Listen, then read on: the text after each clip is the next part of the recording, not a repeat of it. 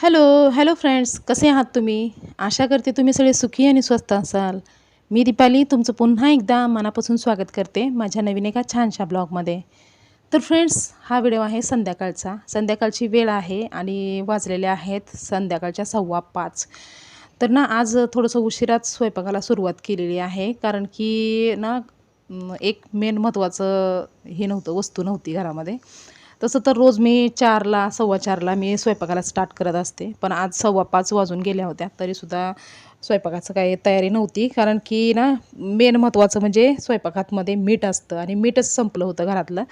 तर त्यामुळं ना थोडंसं उशिरा स्वयंपाकाला चालू केलं.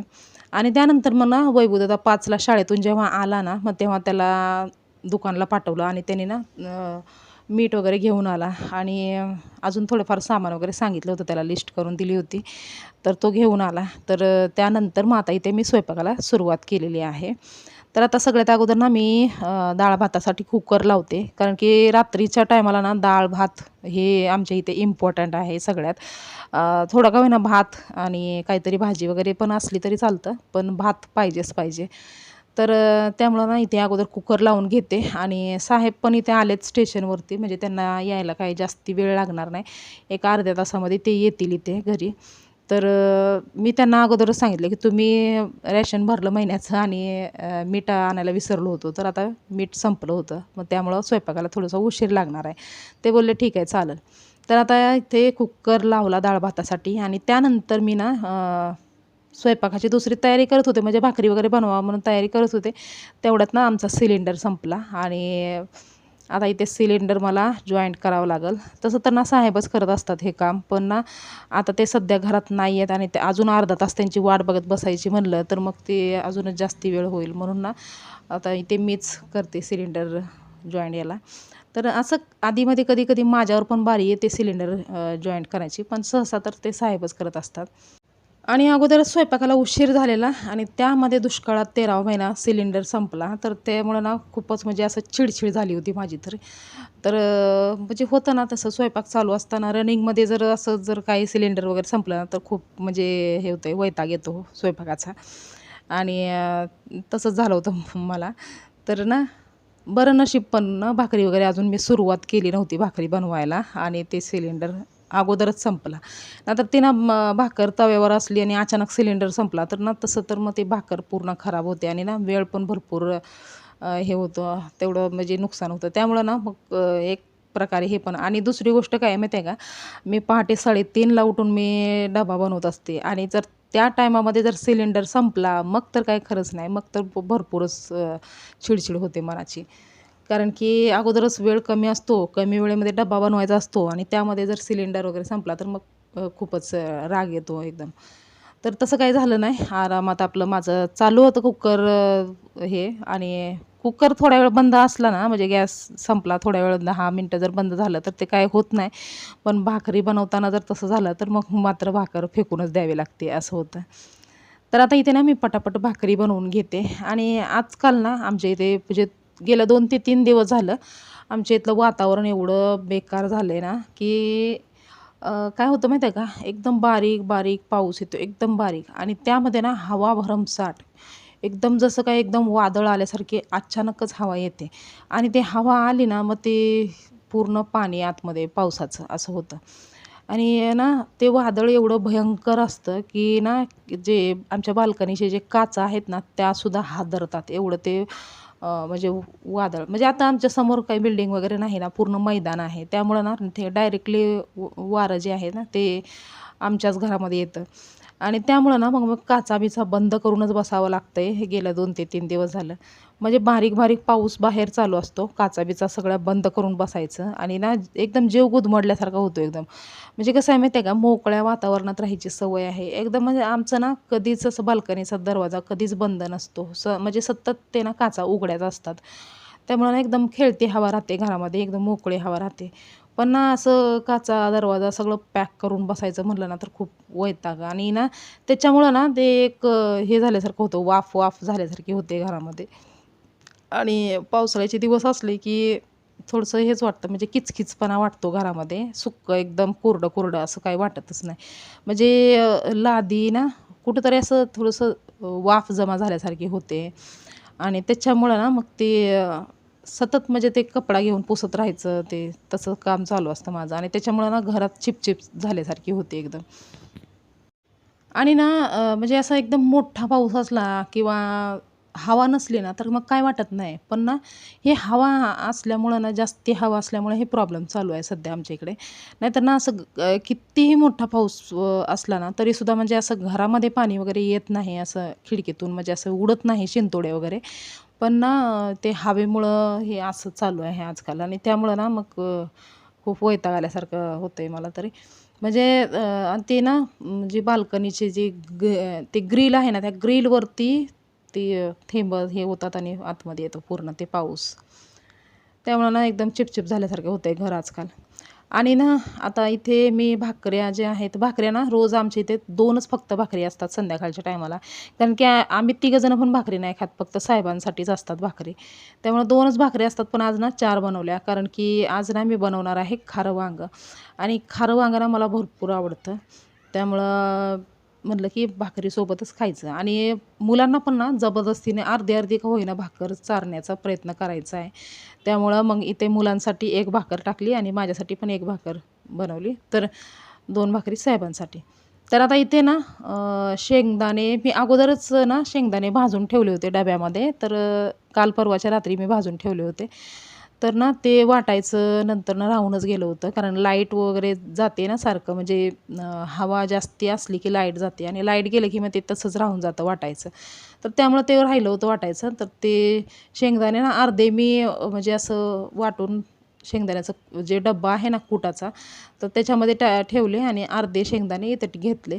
त्यानंतर त्याच्यामध्ये ना थोडंसं सुक्कं खोबरं, अद्रक, लसूण आणि मिरच्या घेतल्या. म्हणजे शेंगदाणे, सुकं खोबरं, अद्रक, लसूण आणि मिरच्या घेतल्या आणि ते ना वाटून घेतले. इथे इथे ना कोथिंबीर पण राहायला पाहिजे होती, पण कोथिंबीर ना वैभवदादाला भेटलीच नाही. म्हणजे दुकानला गेला होता ना तो, तेव्हा त्याला तो कोथिंबीर भेटली नाही. त्यामुळं ना आता इथे मिरच्यावरतीच काम भागवावं लागेल. तर म्हणजे टेस्टमध्ये काही एवढं हे होत नाही, फरक नाही पडत, पण कोथिंबीरने थोडंसं जास्ती अजून चांगलं वाटलं असतं.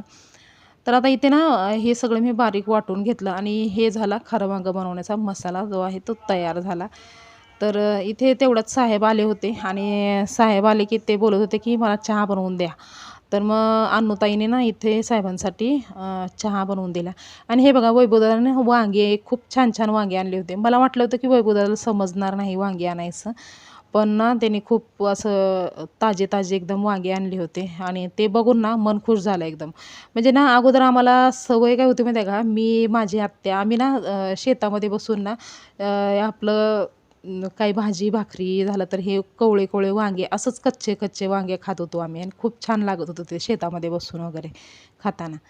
तर त्यामुळं ना ते हे वांगे बघून मला तीच आठवण आली. एकदम म्हणजे कोवळे-कोवळे आणि एकदम ताजे-ताजे वांगे होते. त्यामुळं एकदम म्हणजे खुशी झाली मनाला ते बघून. तर आता ना पटापट मी हे भरली वांगी बनवायची म्हणजे खारं वांगं बनवायचं आहे ना, त्यामुळं मी ते असं जे प्लसचं चिन्हानं ते कापत असतात ना, ते वांगं तसं कापून घेतलं. आणि आता हे जो वाटलेला मसाला आहे ना, याच्यामध्ये जे काही थोडेसे पावडरचे मसाले होते घरामध्ये, ते थोडे-थोडे टाकून घेतले. म्हणजे हळद टाकली, झालं तर धना पावडर, जिरा पावडर आणि लाल तिखट आणि मीठ हे टाकून घेतलं. आणि याच्यामध्ये ना ते गरम मसाला पण टाकायचा होता, पण गरम मसाला संपला होता. त्यामुळे ते नाही टाकलं. जे आहे त्याच्याने बनवणार आहे. तर आता हे सगळं ना मिक्स करून घेणार आहे एकदम व्यवस्थित असं सगळीकडं हे म्हणजे एकदम व्यवस्थित मिक्स झाला पाहिजे पावडरचे मसाले आणि हे वाटलेला मसाला. आणि मग त्यानंतर ना तेच मसाला वांग्यामध्ये व्यवस्थित असा भरून घ्यायचा आहे. जेणेकरून म्हणजे हे खास तर ना हे लसूण आणि हे मिरची वगैरे ह्याच्यानी ना टेस्ट येते ह्या वांग्याला. बाकी नाही. हे बघा अशा पद्धतीने ना हे वांगे असे बनवून घ्यायचे. अगोदर ना आमची मम्मी सारखं बनवायची म्हणजे खारं वांगं वगैरे सारखं बनवायची. त्यामुळं ना मला ते आवडतं. खारं वांगं झालं तर ते एकदम बारीक-बारीक शेवया नसतात का, ते दुधामध्ये त्याची शेवयाची खीर वगैरे एकदम बारीक हां, ते जे आपण मार्केटमधून शेवया आणतो ना त्याची खीर वगैरे, ते ना माझं एक खूप फेवरेट वस्तू होत्या. म्हणजे खारं वांगं आणि ते शेवया हे माझ्या खूप फेवरेट वस्तू होत्या पहिल्याच्या. तर आता इथे ना फोडणी देऊन घेते खारं वांगं बनवण्यासाठी. तर आता इथे ना मी साधारणतः 1 ते 1.5 चमचा तेल घेतलेलं आहे. पण या कढईमध्ये ना थोडंसं जास्ती दिसतं तेल. कारण की याचं ना ते बूड जे आहे ते पसरट आहे ना, त्यामुळं असं वाटतं की भरपूर तेल आहे. पण 1 ते 1.5 चमचाच असेल.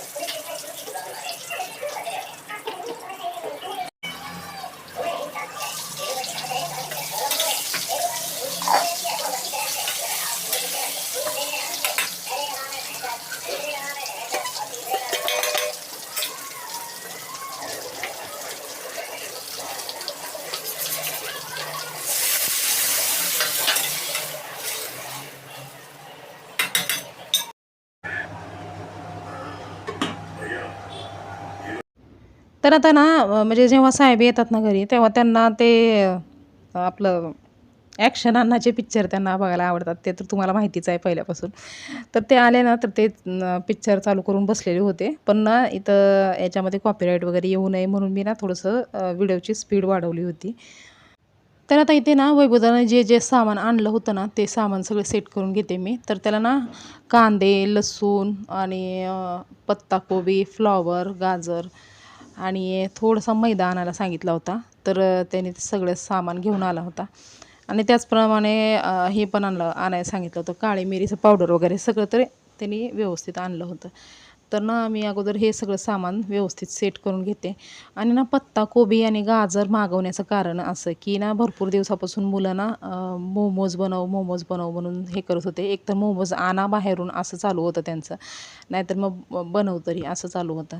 मग आता ते बाहेरून आणणं तर होतच नव्हतं, कारण की साहेब घरी असले की ते स्टेशनला जायला नको म्हणतात. झालं तर मोमोज आणायचे म्हटले तर मग तिकडंच जावं लागतं. त्यामुळं ते आणणं तर झालं नव्हतं. मग म्हणलं की घरातच बनवून खाऊ घालावं त्यांना. आणि मैदा हेल्थसाठी चांगला नसतो, पण कधीतरी ठीक आहे, कधीतरी खाल्लं तर. कारण आपण दिवाळीमध्ये करंज्या वगैरे पण मैद्याच्याच खातो ना, त्यामुळं मग कधीतरी खाल्लं तर ठीक आहे. एवढं काही नाही, पण सतत खाऊ नये ते. तर आता इथे ना मी सकाळच्या तयारीसाठी पण इथे म्हणजे हे केलं आहे, की म्हणजे सकाळी ना आता फ्लॉवर, बटाटा आणि वाटाणा हे मिक्स करून भाजी बनवणार आहे. तर त्यामुळं ना मी इथे वाटाणा भिजायला घातलेला आहे. ते आम्ही डीमार्टमधून आणला होता ना वाटाणा, तर ते मी भिजायला ठेवलेलं आहे. म्हणजे रात्रभर व्यवस्थित भिजल आणि सकाळी मग त्याची भाजी बनवता येईल. म्हणजे सकाळच्या डब्याची तयारी जी आहे ती रात्री करून ठेवली ना, तर मग आपल्याला जरा सोपं जातं. नाहीतर ना उद्याच्या डब्याला काय बनवायचं आहे, काय नाही ते आत्ताच म्हणजे विचार करून ठेवला, तर मग आपल्याला काही टेन्शन येत नाही, एवढं सोपं जातं. नाहीतर आपण जर सकाळी उठून विचार करायला लागला ना, की काय काय बनवायचं, काय बनवायचं, तर मग ते वेळ पण वाया जातो आणि म्हणजे भरपूर हे होत असतं. काय हे असतं ते नसतं, असं होत असतं. तर आता इथे बघा संध्याकाळच्या वाजलेल्या आहेत 7:25 झालेले आहेत आणि वैभवदादाची झालेली आहे एंट्री. तर तो ना शाळेतून आला की जात असतो तिकडे क्रिकेट खेळायला. इथंच समोरच खेळत असतो, म्हणजे बाहेर नाही कुठं जात, इथंच समोरच गेटच्या आतमध्येच खेळत असतो. तर थोडंसं का होईना त्याला खेळलं तर जरा हे वाटतं ना, आपल्याला पण नाही आहे कंटिन्यू अभ्यास, अभ्यास, अभ्यास असं जर म्हणलं तर मग खूप हे होत असतं, डोक्यावरती ताण पडत असतो. त्यामुळं ना मग मी खेळायला त्याला 1 तासभर सोडत असते त्याला खेळायला. म्हणजे 5ला तो आला की मग 6 वाजेपर्यंत फ्रेश वगैरे होतो, काहीतरी खातो पितो थोडंसं आणि त्यानंतर तो खेळायला जातो आणि त्याच्या पप्पाने त्याला सांगितलेलं आहे की 7 वाजेपर्यंत घरी आलं पाहिजे असं सांगितलेलं आहे. पण आज ना त्याला 20 मिनिटं लेट झाला होता, त्यामुळं त्यानं ओरडा खाल्ला. तर आता इथे सगळे म्हणजे वैभवदादा वगैरे सगळं बसलेत जेवायला. तर मी इथे ताट वाढते. एक ताट तुम्हाला वाढून दाखवते. बाकीचं आम्ही सगळं टोपं वगैरे खालीच घेत असतो. संपली भाकर? अर्धी भाकर संपवली.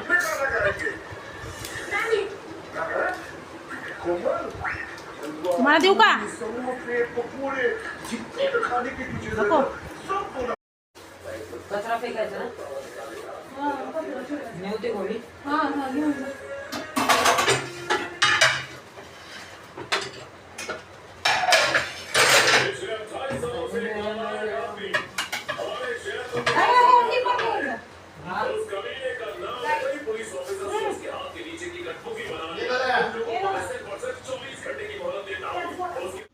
तर आता इथे जेवण वगैरे झालेलं आहे आणि माझं काम इथे चालू आहे किचन साफ करणं. तर स्वयंपाकासाठी पण मगाशी जे भांडे काढले होते ना ते घासले नव्हते, कारण की उशीर झाला होता ना स्वयंपाक बनवायला, त्यामुळं मग ते भांडे घासायचा वेळ भेटला नव्हता. तर ते स्वयंपाकाचे भांडे पण आता घासून घेते आणि जेवणाचे वगैरे सगळं भांडे घासून किचन जे आहे ते पूर्ण साफ करून ठेवते, म्हणजे जेणेकरून सकाळी उठलं की काही प्रॉब्लेम न व्हायला पाहिजे. कारण सकाळी सकाळी उठलं की स्वच्छ फ्रेश किचन बघितलं ना तर मग कितीही मध्यरात्री जरी उठून स्वयंपाक बनवायचा म्हणलं ना तरी कंटाळा येत नाही. पण जर स्वयंपाक बनवायचा म्हणलं आणि आलं किचनमध्ये ना, किचन जर घाण असेल ना तर मग स्वयंपाक बनवायचा कंटाळा येतो कुठल्याही टायमामध्ये. त्यामुळं ना मी रात्री झोपताना एकदम चकाचक सगळं क्लीन करून ठेवत असते. आणि कचरा पण फेकायला गेला आहे वैभवदादा, तर इथं अनुताई पण एवढ्या वेळ अभ्यास करत बसली होती आणि ती आत्ताच येऊन बसले बाहेर.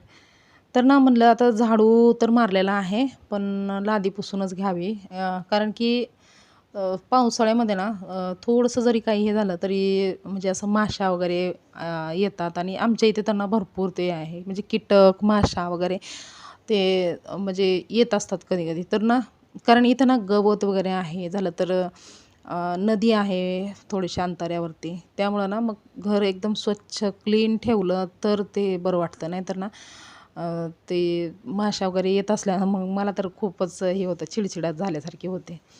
तर आता इथे ना साहेबांनी त्यांचा फेवरेट पिक्चर लावला होता एक ॲक्शन अण्णाचा, तर ते बघत बघत म्हणजे भरपूर वेळ झाला होता. आणि त्यानंतर ना मग वैभवदादा खाली गेला होता, तर त्याने ना ते स्प्राईट घेऊन आला होता, कारण साहेब सांगितले होते त्याला स्प्राईट घेऊन ये म्हणून. तर छोटीशी बॉटल आणली होती, तर त्यामध्येच आम्ही थोडं थोडं करून तिघांनी पण पिलं, मी अनुष्का आणि साहेबांनी तिघांनी पिलं. आणि जेव्हा वैभवदादाने स्प्राईटची बॉटल दाखवली ना तेव्हा मी पटकन लादी पुसायचं थांबवलं काम आणि अर्धी लादी पुसून झाली होती, अर्धं बाकी होतं. तर अगोदर स्प्राईट पिलं, कारण संपलं ना मग पुन्हा भेटणार नाही मला, कारण छोटीशी बाटली होती आणि अन्नूताई पण होती आणि मी पण होते आणि साहेब होते, तिघंजणं. त्यामुळे ना थोडं थोडं का होईना स्प्राईट पिलं ना तर बरं वाटतं जरा. त्यामुळं म्हणजे आणलं होतं आयनास म्हणून, आम्ही काय रोज पित नाही ते, पण आणलं होतं म्हणून. तर त्यामुळं ना थोडासा ब्रेक घेतला होता थोड्या वेळ. त्यानंतर मग थोडंसं स्प्राईट पिऊन झाल्याच्या नंतर मग पुन्हा ना लादी वगैरे पुसून घेतली, किचनची लादी. हॉलची लादी अगोदर पुसली होती, त्यानंतर किचनची लादी पुसून घेतली. आणि रोज ना हे पावसाळ्याचे दिवस असल्यापासून ना रोज रात्री झोपताना लादी पुसून झोपलं तर जरा फ्रेश वाटतं, चांगलं वाटतं. नाहीतर ना मग ते कुठंतरी असं हे झाल्यासारखं होतं, किचकिच राहिल्यासारखं होतं. त्यामुळं ना इथं पूर्ण घराला व्यवस्थित असं लादी पुसून घेतली, म्हणजे बेडरूममधली पण लादी पुसून घेतली, तसं पूर्ण घर एकदम व्यवस्थित पुसून घेतलं. आणि बाहेर ना बारीक बारीक अजूनसुद्धा पाऊस चालू आहे, म्हणजे ना थोडं वेळसुद्धा पाऊस बंद होत नाही आहे, कंटिन्यू पाऊस चालू आहे बारीक बारीक एकदम. आणि त्याचबरोबर हवा पण चालू आहे. तर आता हे मोप वगैरे मी इथं बाल्कनीतच ठेवलं बाहेर. आणि त्यानंतर आता किचनचे जे आहेत ते पूर्ण कामं झालेली आहेत. भांडे मांडायचं काम ना ते राहून गेलं, मी उद्याच्याला करेन ते काम.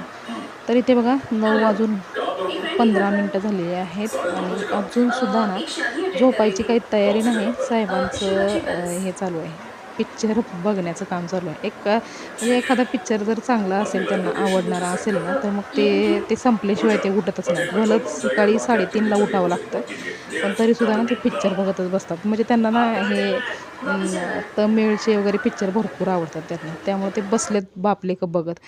आणि आता इथे मी अंथरूण टाकून घेते बाहेर. तर हे सगळेजण वरती बसलेले आहेत, तर मी इथे आता लादी पण सुकलेली आहे व्यवस्थित, तर मी अंथरूण टाकून घेते.